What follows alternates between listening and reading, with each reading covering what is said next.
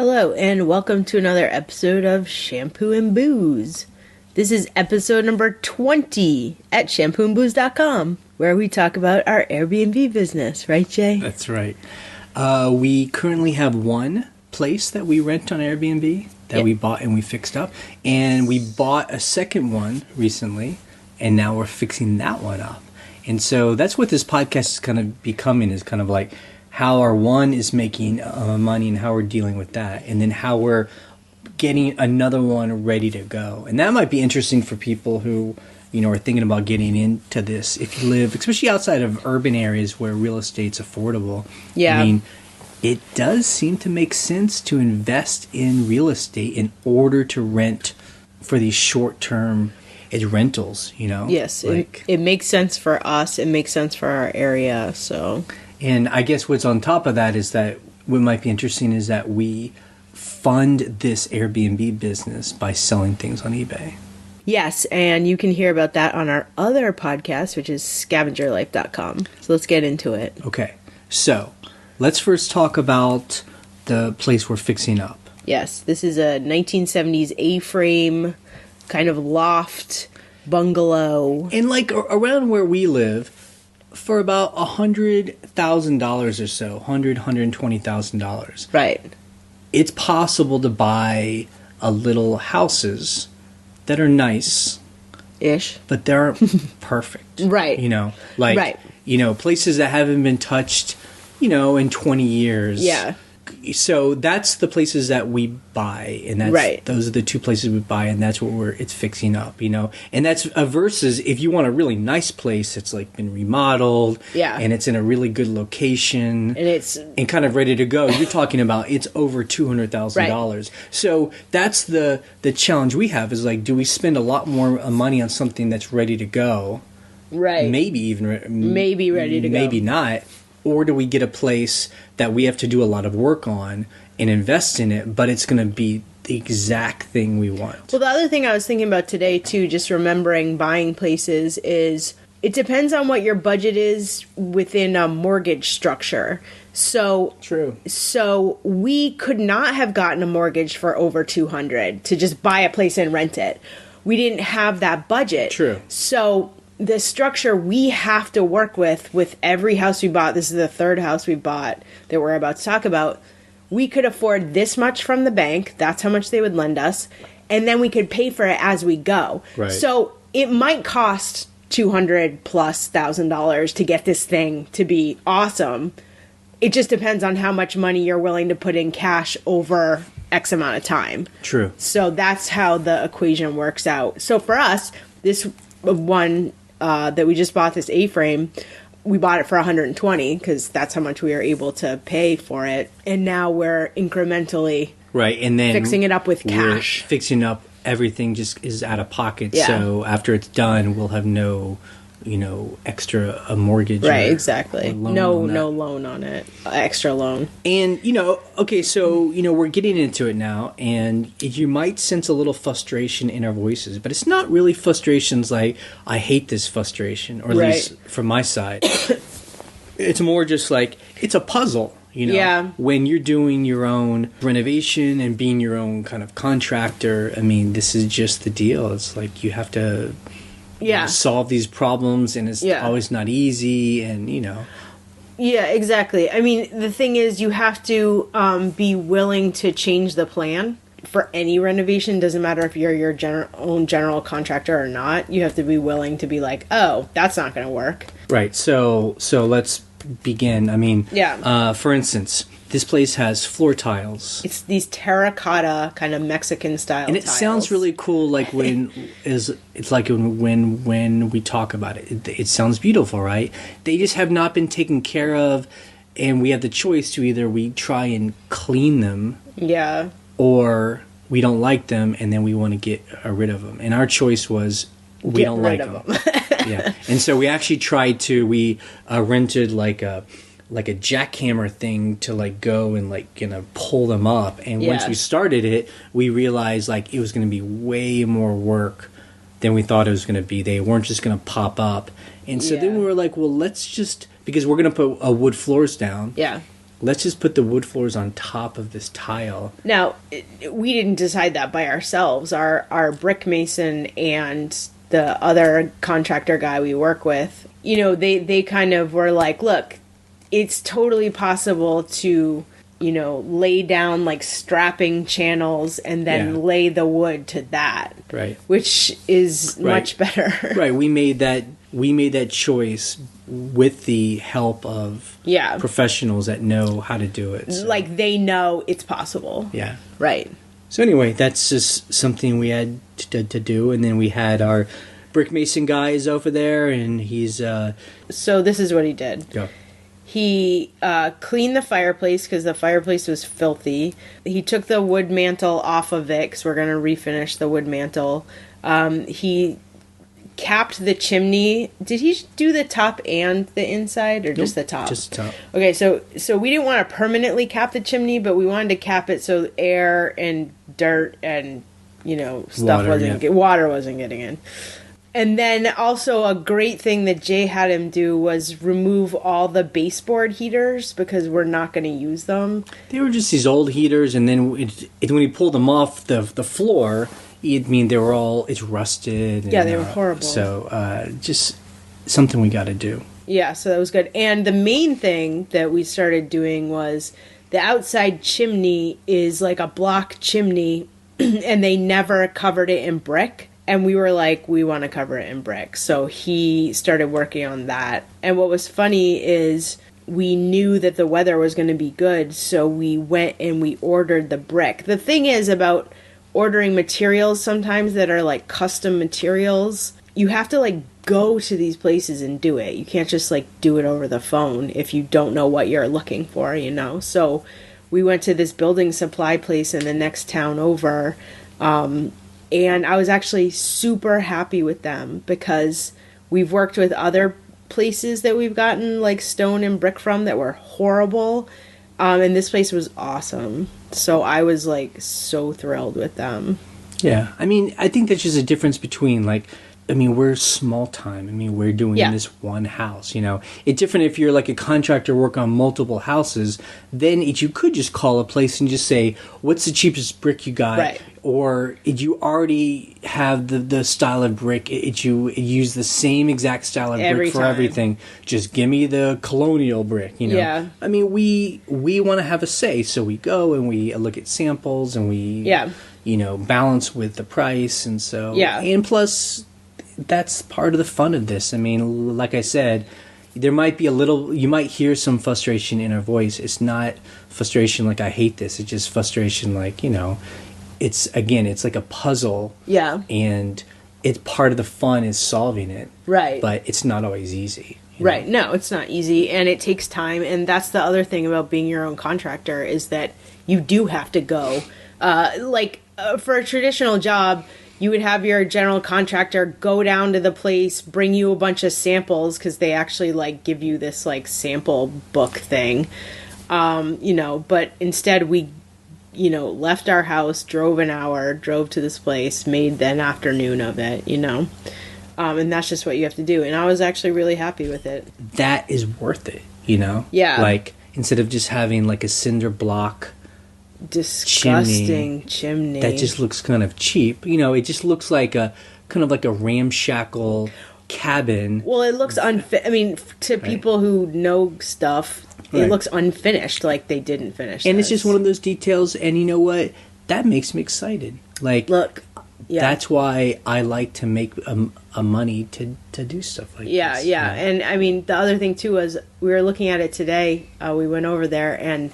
I was like, oh yeah, you can totally see this from the road too, because we were down below looking up. That's one of those details that it's one of the first things you see when you come up to the house, and to have it look unfinished and dirty, and it actually had this dirty moss growing on it. I was like, oh my god, yeah, let's get it fixed. And and we have to think too, we're improving the value of the property by permanently improving the place. So yes, it's one of those things too where you have to think about it like this is a permanent change to the house.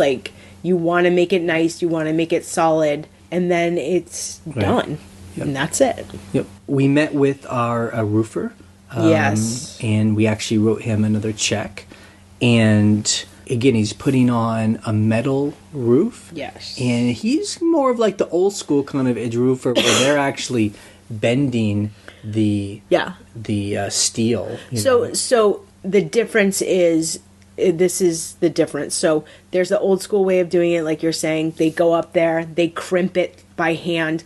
Or there's a new school way, and that's who we got the other quote from, where it's like these like pans, and they just put them up there and they like screw them together. Right. So that's different. And it doesn't seem bad. It's just we just happened to find a local guy that does it the old school way, and actually his price was cheaper than the company that comes and just does the pans, and they just, and he was willing to fix all these like fascia boards that were rotted, and it was still cheaper because those guys, the like do it in a day guys, they were like, oh no, we're not going to touch anything. We don't replace anything. We don't wrap anything extra in metals. So it's good. We've had a good like run of beautiful weather, and they have most of the metal on, and now they're just kind of working on the details and flashing, and they're going to put metal on the fascia boards, and it's replacing pieces of rotted wood. And it's actually good because a lot of times when jobs like this are happening and you're working to pay for them, you don't go over there as much. You went over there more than I did, but it was really good for us to meet with him because I felt so much more confident and like, oh yeah, he's going to fix all these little issues that we see, and he's on it. It's good to connect with people because then you feel like, okay, I'm paying this person a lot of money and they're doing what I want them to do, and it looks amazing. And like there's this on the back of the house, there's this small back deck. And we decided to just tear out this back deck. Yeah. I mean, it's still in decent shape, but it really doesn't serve a real purpose. Right. And the problem is it's leaning up against the roof, and the choice is, do we let this guy just walk away and not redo that part of the roof, or do we just get rid of this deck, have him redo the whole roof so it's metal and perfect, and then we'll just rebuild it's like a little, walkway. So the thing about the back deck is there is no view back there. And if you kind of like go a little bit to the edge of the deck, there's this amazing view. So our thought was, okay, let's take the deck down, do a staircase to the back entrance, because it's more like an emergency exit, essentially. And then over to the side of that, eventually build like a little patio type fire pit area so that people will hang out back there. But the deck didn't allow you to see the view. It was like you were looking at just dirt in the backyard. I mean, I think what's more important to me is just that because we're redoing, structural things like the roof, it's just, it's important to really do it right. And so it's okay to get rid of things like that aren't really a useful part of the house, so the house will be perfect. Right. And secure, Yeah, I think that's a good... It's one of those things where you're like, are we making a mistake right now? Because you're like ripping a deck out, you know, and then you're like, no, this deck serves almost no purpose. I guess the people that will understand is that, when you understand about when you gut a house, you just go all the way. Yeah, you really the whole point of gutting it is you just get down to the basics. Right. To the studs even. Yeah, and basically. You're just like, let's do it right. Right. It's going to cost us a little bit more, but then it's going to be good to go. Yeah, good to go. Versus, like, the people also will understand when you do a job where you're like, let's just not take off these layers because we don't know what's underneath there. I don't want to know what's underneath there. It seems good. Let's just cover it up and keep going. You mean like compared to what we're doing? Yeah, right. Exactly. I mean, there's different ways to do it. Yeah. And I just think, for me, I just feel good. Just like, let's just go for it. Let's just get it right. Yeah.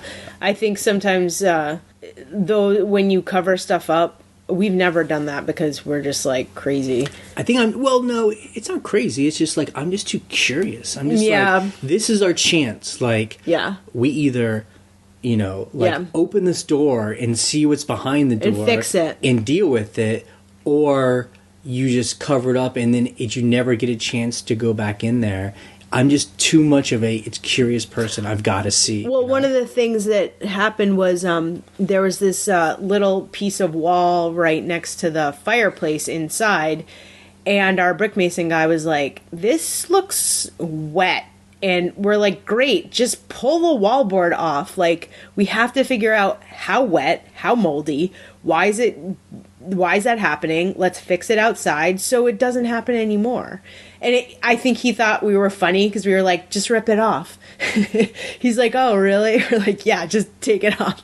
Because it's better to solve the problem, get it dry. That's a main thing in a house. And then you're never going to have a problem there again because you have solved it. And hopefully you're continuing to maintain that. And then just the last thing, because we'll be talking about this in the future, is that so Ryan got this bug in my head about this idea of building a driveway from the road up to the house. Yeah. Because how many steps are there right now? There's like 38 steps. So there's 38 steps from where you park and you walk up to the house. And then that, because it's on a bit of a hill, and then that gives you a view and it's gorgeous. And it's fine. If that's the way it has to be, that's how we bought it. And we'll be clear on the listing that you have to walk up steps, Right. So if you're really old or something, it's probably not your house. But Ryan had this idea, well, what if we built a driveway from the road up to the house? And so we actually had a guy come over. He wasn't really the right guy, but he was like quoting us like $40,000. He was not an excavator, and so the two people you need to build a driveway are someone to excavate, get a bulldozer or whatever, and a paver. This guy was a paver. Right.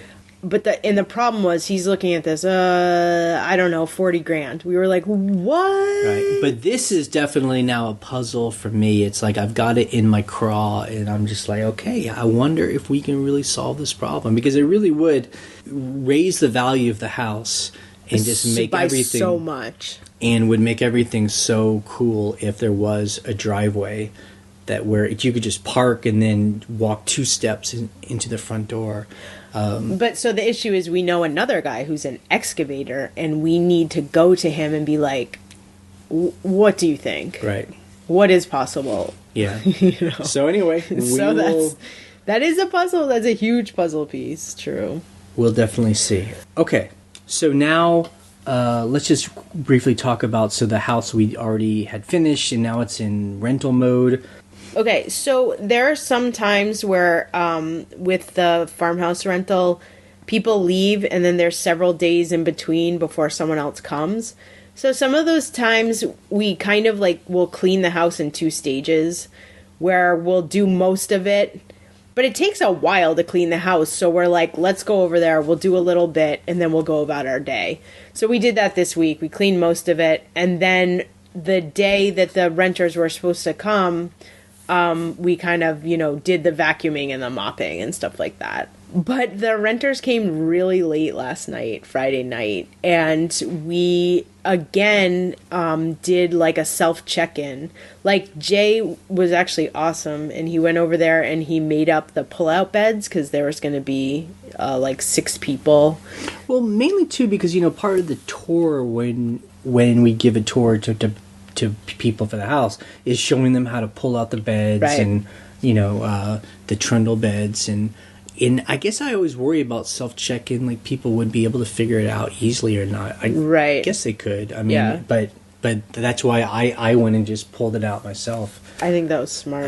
Yeah, it's strange. Yeah, this is the second time we've done a self-check-in in as many weeks, and we didn't do it on purpose. It's just that this guy, I was like, hey, when are you showing up?